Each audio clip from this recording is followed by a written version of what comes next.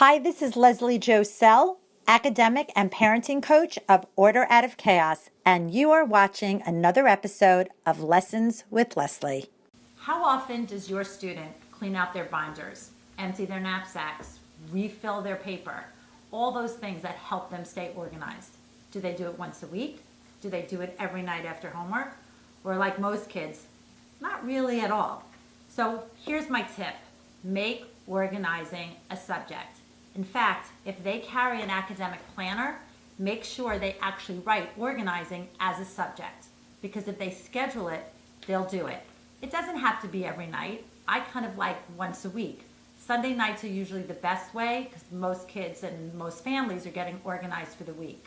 So make sure that they have some type of checklist where they write down everything they need to do. It could be putting fresh paper in their binders, cleaning out papers they don't need anymore, even making sure they have money for their weekly trip to the pizza place. But make organizing a subject and your student will get it done.